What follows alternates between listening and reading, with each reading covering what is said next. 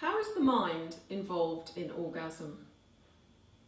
My research looks at the erotic turn-ons involved in orgasm. I compare how men and women achieve psychological arousal. There is little debate over what turns men on. The list can seem endless. Men are turned on not only by sex, but also in anticipation of sex. They are aroused by objects associated with sex, for example women's underwear, and they enjoy visual portrayals of sex. But what turn-ons motivate women to want sex? And what is it about sex and a lover that arouses a woman to the point of orgasm? Arousal is a psychological phenomenon. We often refer to the physical signs or evidence of arousal, such as increases in lubrication in anticipation of sexual activity, or increases in blood flow to the erectile organ, that is the penis or the clitoris.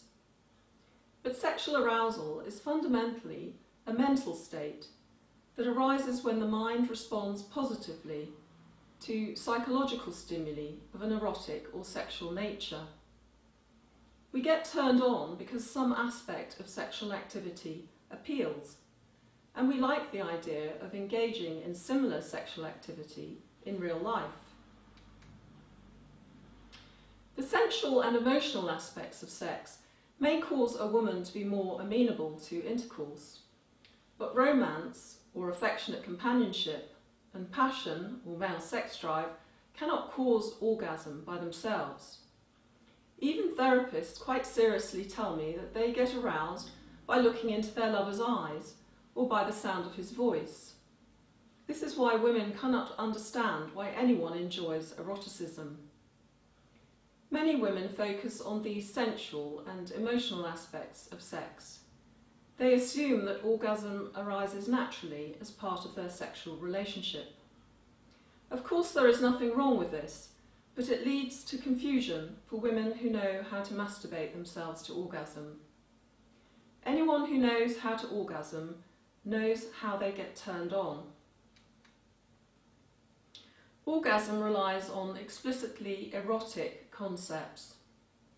Personally, I need to focus on something very explicit, such as the male genitals, male sexual psychology, a man's focus on his erection and his desire for penetration, for example, and the male responses of orgasm and ejaculation. Masturbation alone allows a woman, when alone, to focus on the taboo aspects of sex that she finds arousing enough to reach orgasm. This contrasts with the distractions of heterosexual lovemaking, where a woman needs to respond as a lover during intercourse. Anyone who appreciates erotic turn-ons tends to think of sexual pleasure in terms of what happens in the mind more than to the body. Fantasies and libido go together. In her book, Hot Sex, Tracy Cox says, "The more you fantasise, the higher your libido. It's pretty well established that the more you think about sex, the more you want it. That makes fantasies the cheapest, most effective sex aid around." It is clear that not every woman has fantasies, but others do. In her book, My Secret Garden, Nancy Friday highlights how some women, but evidently not all, enjoy fantasies involving adult themes. I have found that fantasies do not work the same way with a lover.